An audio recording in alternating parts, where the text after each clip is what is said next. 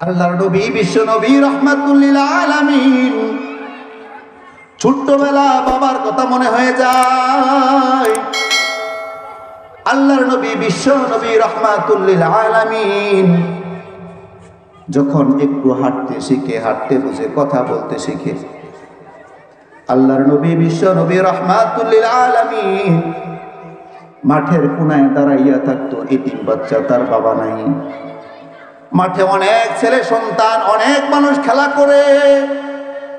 মানুষ খেলা করার পর সন্ধ্যাবেলা যখন মাগরিবের আজান হয়, আজানের আগে আগে সমস্ত সন্তানের বাবারা মায়েরা তাদেরকে আইসা কুলে করে বাসায় নিয়ে যায়। শিশু সন্তান মুহাম্মদ মাঠের এক কোনায় বসে বসে কান্না করে, আল্লাহ, আর কান্না করে আমার বাবা কই। সবার বাবাই তো আইসা আইসা তাদেরকে হাতে করে কুলে করে বাসায় নিয়ে যায়। আমার তো কেউ নাই, আমার তো বাবা নাই। আহারে মুহাম্মদ এতিম, তার বাবা থাকবে কোত্থেকে? জন্মের পূর্বে দুনিয়া থেকে বিদায়। এবার হযরতে আমেনা রাদিয়াল্লাহু তাআলা আনহা মুহাম্মদ সাল্লাল্লাহু আলাইহি ওয়াসাল্লামের মা মানুষদেরকে জিগায়, আমার ছেলে মুহাম্মদকে দেখছো নি? কোথায় আমার ছেলে মুহাম্মদ? মানুষ বলে, মুহাম্মদকে দেখি নাই, একটা বাচ্চাকে দেখছি কাঁদতে কাঁদতে অন্যদিকে চলে যাইতেছে। রাস্তা দিয়া বাড়ির দিকে না এসে অন্যদিকে চলে যায়। এবার মা আমিনা রাদিয়াল্লাহু তাআলা আনহা দৌড়াইয়া গিয়ে দেখে মুহাম্মদ চোখের পানি ফেলাইয়া কান্দে। জিজ্ঞেস করে, বাবা তুমি কেন কান্না করো? বাবা আমার মুহাম্মদ। সন্তান বলে, মা সবার বাবাই তো আসে, আইসা নিয়ে যায়, আমার বাবা কি নাই? আমার বাবা কেন আসে না?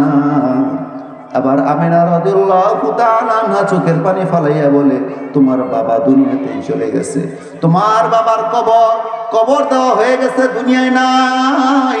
মুহাম্মদ কাঁদে বলে, মা আমি আমার বাবার কবরটাকে দেখব, আমাকে একটু নিয়ে যাও, কোথায় আমার বাবার কবর? এক পর্যায়ে হযরতে আমিনা রাদিয়াল্লাহু তাআলা আনহা শিশু মুহাম্মদকে উটের উপর বসাইয়া নিয়ে যায় ওই কবরটা দেখার জন্য। কবর দেখে, বাবার কবর জিয়ারত করার পর যখন বাড়ির দিকে আসতে থাকে, আবওয়া নামক স্থানে আসার পর মাও দুনিয়া থেকে চলে যায়। বাবা হারাইছে জন্মের পূর্বেই।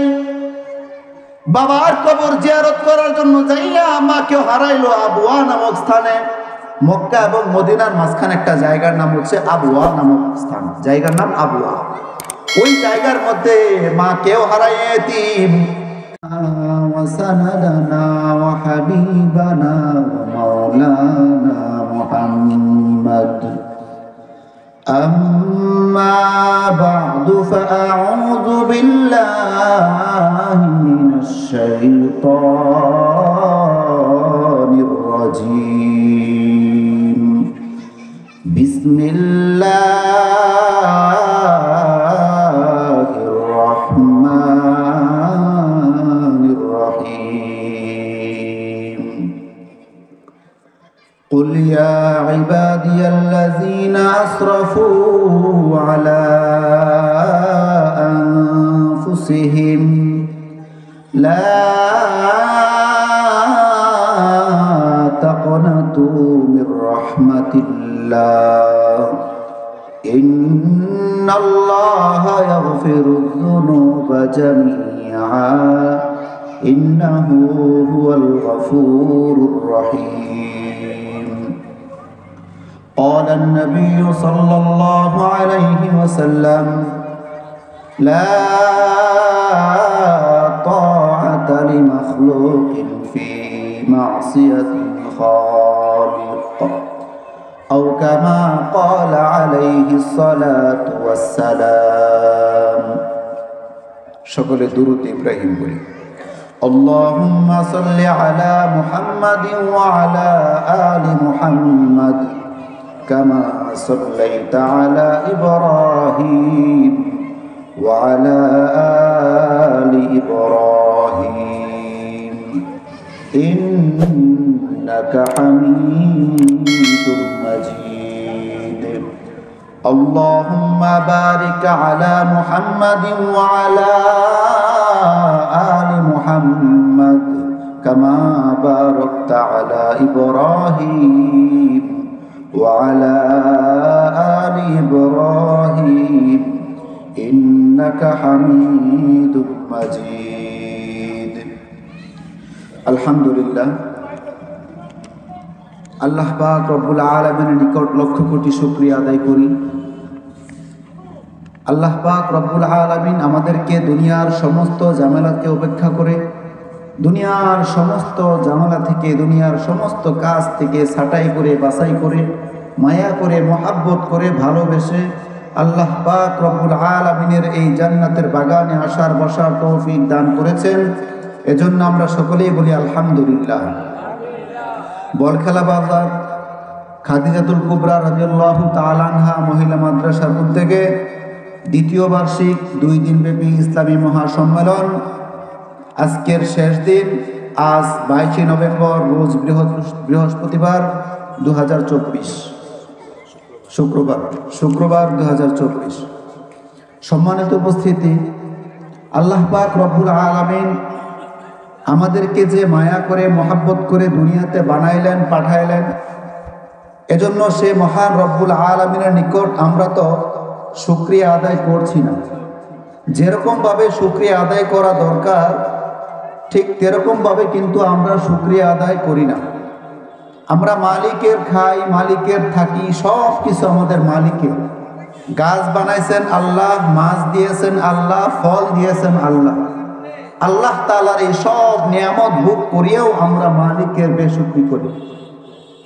আমরা মানুষের মুখাপেক্ষী হয়ে গেছি। আল্লাহ রাসূল বলেন, লা তাআতা লিমাখলুকিন ফি মাসিয়াতিল খালিক, স্রষ্টার অবাধ্য হয়ে মাখলুকের অনুগত্য করিও না।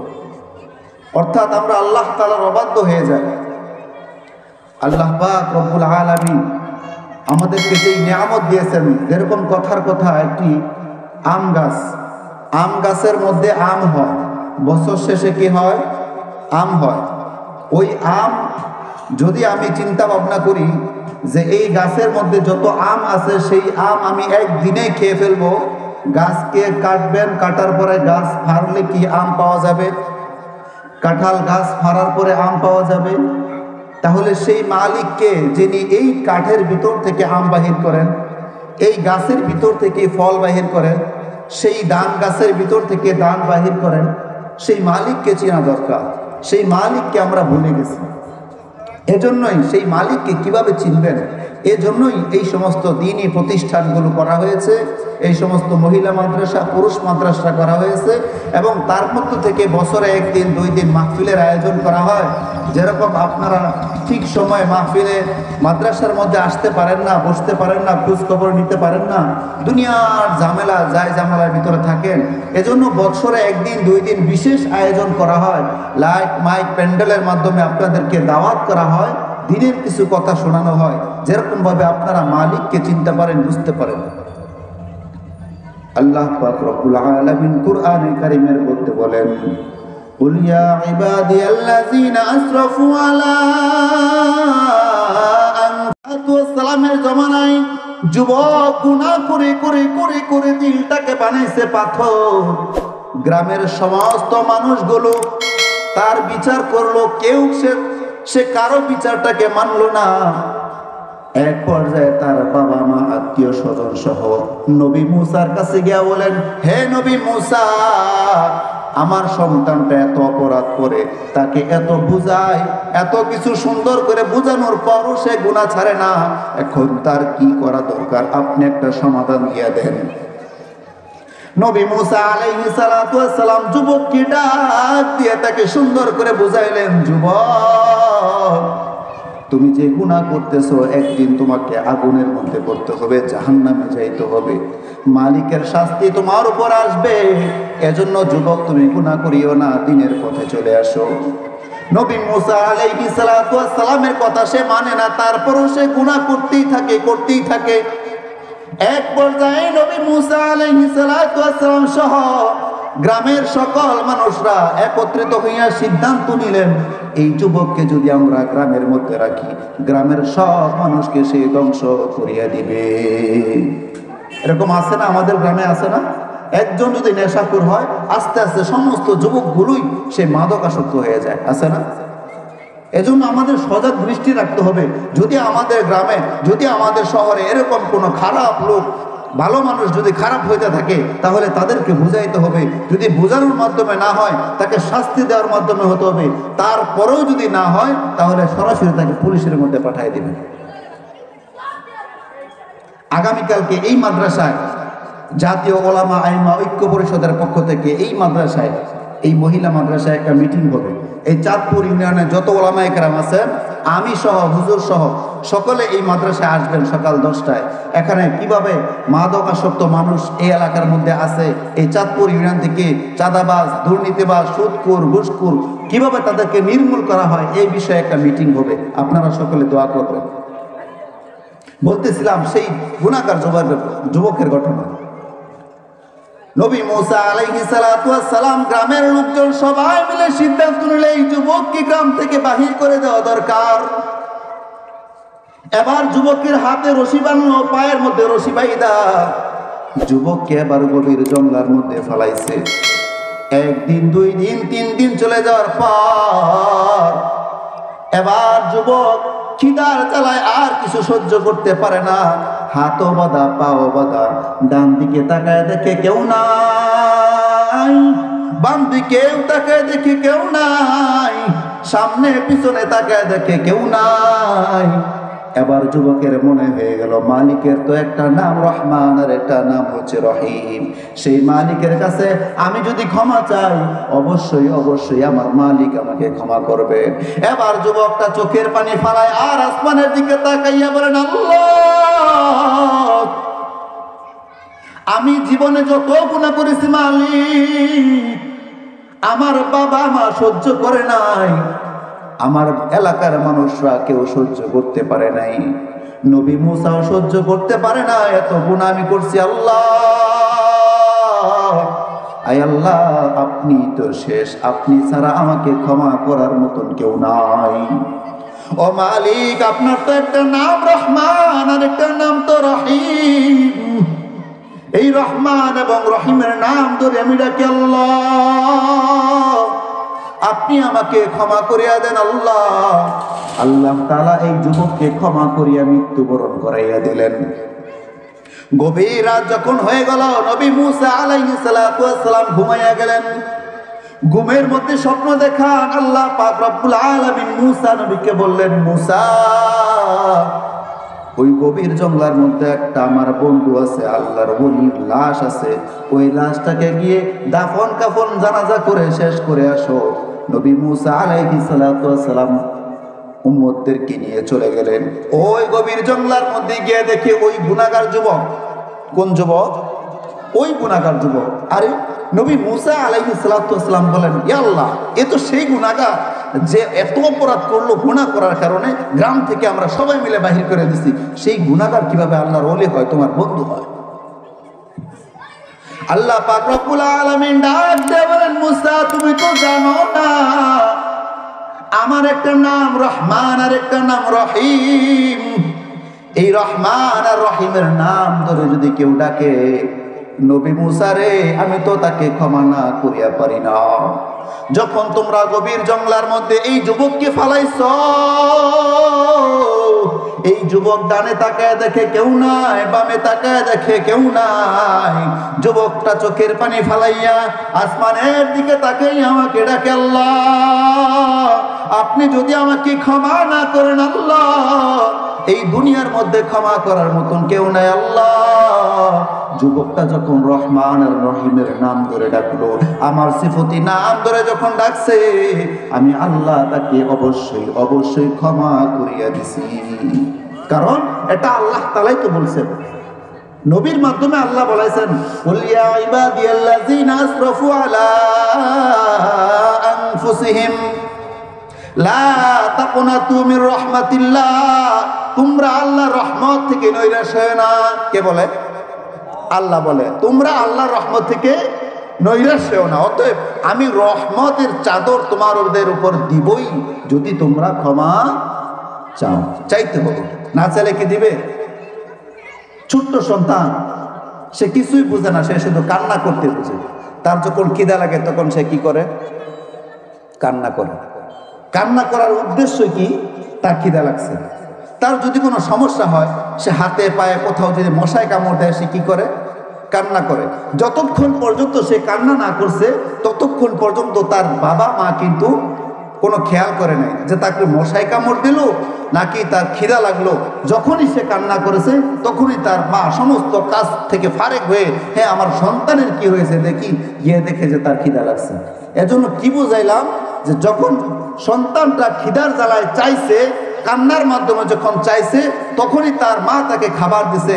যখন আপনি গুনাহগার হয়ে মালিকের দরবারে দুইটা হাত তুলে গভীর রাতে যখন আল্লাহর দরবারে চাইবেন, আল্লাহ আপনি ছাড়া আর কেউ নাই, এই শীতের রাতে ঠান্ডা পানি দিয়ে আমি ওযু করিয়া মালিক তোমার দরবারে আমি দুইটা হাত তুলে ডাক দিলাম, আল্লাহ আপনি ছাড়া দুনিয়ায় কেউ নাই, আপনি আমাকে অবশ্যই ক্ষমা করিয়া দেন। আল্লাহ পাক রব্বুল আলামিন আপনাকে এবং দুনিয়ার সমস্ত মানুষকে ক্ষমা করবেন যদি তারা মালিকের কাছে চায়। মালিকের কাছে কিভাবে চাইবেন? আমার নবী, বিশ্ব নবী, আখিরি নবী এই পথগুলোকে কিভাবে চাইতে হবে সেগুলো গুছাইয়া গুছাইয়া দিছেন, আমাদেরকে বলে দিছেন। তওবা করতে হবে। তওবা করার কিছু শর্ত আছে। যেই বিষয়টা নিয়ে আপনি তওবা করছেন, যেই গুনার জন্য আপনি তওবা করছেন, ওই গুনাহ আজকে তওবার পর থেকে আর করা যাবে না। তওবার কিছু নিয়ম আছে, এই নিয়ম কানুন মেনে যেতে হবে। যারা নিয়ম কানুন জানেন আলহামদুলিল্লাহ, যারা না জানেন আপনার মসজিদের ইমাম মুয়াজ্জিনের কাছ থেকে জেনে নিন। সময়ের সংক্ষিপ্ততার কারণে এই বিশাল আলোচনা করতে পারছি না, ইনশাল্লাহ আরেকদিন সময় হলে বলব। তো নবী তো আমাদের নবী, বিশ্ব নবী, আখিরি নবী, তিনি যখন এই দুনিয়ার মধ্যে আসলেন, এই দুনিয়ার মধ্যে আসার আগে তিনার বাবা দুনিয়া থেকে বিদায় হয়ে গেছে। তিনার বাবা কি করছেন? দুনিয়া থেকে বিদায় হয়ে গেছেন। এই নবীর জন্যই আমরা এই দুনিয়াতে আসলাম। এই যে আজকে এই হযরত খাদিজা রাদিয়াল্লাহু এই মহিলা মাদ্রাসা আমরা বসলাম, এখানে একটা মাহফিলের আয়োজন করা হয়েছে। এই আয়োজনটা করা হতো না যদি নবী দুনিয়াতে না আসতেন। তাহলে এই রাসূল সাল্লাল্লাহু আলাইহি ওয়াসাল্লাম যখন দুনিয়াতে আসলেন, আসার আগে তিনার বাবা দুনিয়া থেকে বিদায়। আমার নবী এতিম। আমার নবী কি? এতিম। যার বাবা নাই সে কি থাকে? এতিম থাকে। আমার নবী, বিশ্ব নবী, রাহমাতুল লিল আলামিন এখনো দুনিয়ার মধ্যে আসেন নাই, তিনি জন্মগ্রহণ করেন নাই। তার পূর্বে বাবা দুনিয়া থেকে বিদায়। রাসূল জমিনের মধ্যে আসার পর অনেক অলৌকিক ঘটনা ঘটে গেছে। আল্লাহর নবী, বিশ্ব নবী, রাহমাতুল লিল আলামিন এই জমিনে আসার পর তিনি দেখলেন আইয়ামে জাহিলিয়াতের যুগ। মানুষ মানুষকে চিনত না তাদের পরিচয়। একজন গর্ভবতী নারী যদি রাস্তা দিয়ে হেঁটে যাইতেন, একজন কাফের বলতো যে এই নারীর পেটে মনে হয় ছেলে সন্তান, আরেকজন বলতো মেয়ে সন্তান। আমরা বলি না চাষটা বৈশা বৈশা বিভিন্ন গল্প করি না? ঠিক তারাও যখন কোনো জায়গায় আড্ডা দিত আর গর্ভবতী মহিলা যখন পাশ দিয়ে যাইতো, তারা এই ছোট্ট একটা বিষয়টাকে নিয়ে এক পর্যায়ে ওই মহিলার পেট ফেরে সন্তান বাচ্চাটাকে বাহির করে দেখতো ছেলে না মেয়ে। এরকম জাহিলিয়াতের যুগ ছিল। সেই জাহিলিয়াতের যুগ থেকে ফারেক করে আল্লাহ তাআলা আমাদেরকে যে সুখ দিয়েছেন, এই সুখের শুকরিয়া তো আমরা করি না। আল্লাহর নবী, বিশ্ব নবী, রাহমাতুল লিল আলামিন ছোট্টবেলা বাবার কথা মনে হয়ে যায়। আল্লাহর নবী, বিশ্ব নবী, রাহমাতুল লিল আলামিন যখন একটু হাঁটতে শিখে, হাঁটতে বুঝে, কথা বলতে শিখে, আল্লাহর নবী, বিশ্ব নবী, রাহমাতুল লিল আলামিন মাঠের কোনায় দাঁড়াইয়া থাকতো এতিম বাচ্চা, তার বাবা নাই। মাঠে অনেক ছেলে সন্তান, অনেক মানুষ খেলা করে। মানুষ খেলা করার পর সন্ধ্যাবেলা যখন মাগরিবের আজান হয়, আজানের আগে আগে সমস্ত সন্তানের বাবারা, মায়েরা তাদেরকে আইসা কুলে করে বাসায় নিয়ে যায়। শিশু সন্তান মুহাম্মদ মাঠের এক কোনায় বসে বসে কান্না করে আল্লাহ, আর কান্না করে আমার বাবা কই। সবার বাবাই তো আইসা আইসা তাদেরকে হাতে করে কুলে করে বাসায় নিয়ে যায়, আমার তো কেউ নাই, আমার তো বাবা নাই। আহারে মুহাম্মদ এতিম, তার বাবা থাকবে কোত্থেকে? জন্মের পূর্বে দুনিয়া থেকে বিদায়। এবার হযরতে আমেনা রাদিয়াল্লাহু তাআলা আনহা মুহাম্মদ সাল্লাল্লাহু আলাইহি ওয়াসাল্লামের মা মানুষদেরকে জিগায়, আমার ছেলে মুহাম্মদকে দেখছো নি? কোথায় আমার ছেলে মুহাম্মদ? মানুষ বলে মুহাম্মদকে দেখি নাই, একটা বাচ্চাকে দেখছি কাঁদতে কাঁদতে অন্যদিকে চলে যাইতেছে। রাস্তা দিয়া বাড়ির দিকে না এসে অন্যদিকে চলে যায়। এবার মা আমেনা রাদিয়াল্লাহু তাআলা আনহা দৌড়াইয়া গিয়ে দেখে মুহাম্মদ চোখের পানি ফেলাইয়া কান্দে। জিজ্ঞেস করে, বাবা তুমি কেন কান্না করো? বাবা আমার মুহাম্মদ। সন্তান বলে, মা সবার বাবাই তো আসে আইসা নিয়ে যায়, আমার বাবা কি নাই? আমার বাবা কেন আসে না? আবার আমিনা রাদিয়াল্লাহু তাআলা আনহা চোখের পানি ফালাইয়া বলে, তোমার বাবা দুনিয়াতে চলে গেছে, তোমার বাবার কবর দেওয়া হয়ে গেছে, দুনিয়ায় নাই। মুহাম্মদ কান্দে বলে, মা আমি আমার বাবার কবরটাকে দেখবো, আমাকে একটু নিয়ে যাও, কোথায় আমার বাবার কবর? এক পর্যায়ে হযরতে আমেনা রাদিয়াল্লাহু তাআলা আনহা শিশু মুহাম্মদকে উটের উপর বসাইয়া নিয়ে যায় ওই কবরটা দেখার জন্য। কবর দেখে বাবার কবর জিয়ারত করার পর যখন বাড়ির দিকে আসতে থাকে, আবওয়া নামক স্থানে আসার পর মাও দুনিয়া থেকে চলে যায়। বাবা হারাইছে জন্মের পূর্বেই। বাবার কবর জিয়ারত করার জন্য যাইয়া মাকেও হারাইলো আবওয়া নামক স্থানে। মক্কা এবং মদিনার মাঝখানে একটা জায়গার নাম হচ্ছে আবওয়া নামক স্থান, জায়গার নাম আবওয়া। ওই জায়গার মধ্যে মা কেউ হারায় এতিম। আমি বলছি, ও বাবারা, ও মায়েরা, ও আমার বলখেলা বাজারের মুসলমান, এরে গাজীপুরের মুসলমান, ও আল্লাহর বান্দা, আপনারা একটা এতিম সন্তানকে শিক্ষিত করবেন, সুশিক্ষায় শিক্ষিত করবেন। এই খাদিজাতুল কুবরা রাদিয়াল্লাহু তাআলা আনহা মহিলার মাদ্রাসার মধ্যে আসবেন। আয়েশা মুতামিম সাহেবকে জিজ্ঞাসা করবেন, আপনার মাদ্রাসায় কি কোনো এতিম সন্তান আছে যার বাবা নাই অথবা মাও নাই? যদি থাকে প্রত্যেক মাসে 500 টাকা বা 100 টাকা হইলেও তাকে দিবেন। আল্লাহর নবী বলেন, যদি কেউ এতিমের মাথায় হাত বুলাইলো সেজন্য আমার মাথায় হাত বুলাইলো। এজন্য সবসময় এই মাদ্রাসা থেকে লক্ষ্য রাখবেন, আপনার একটা কন্যা সন্তান যেন এই মাদ্রাসায় থাকে, এটা আমরা চাই। আপনার একটা ছেলে সন্তান যেন আলেম হয়, এটা আমরা চাই। আল্লাহ পাক রব্বুল আলামিন যেই সমস্ত কথা বললাম, এই সমস্ত কথার উপর সর্বপ্রথম আমাকে আমল করার তৌফিক দান করুন এবং আপনাদের সকলকে আমল করার তৌফিক দান করুন। ওয়া আখিরু দাওয়ানা আনিল হামদুলিল্লাহি রাব্বিল আলামিন। আসসালামু আলাইকুম ওয়া রাহমাতুল্লাহি ওয়া বারাকাতুহু।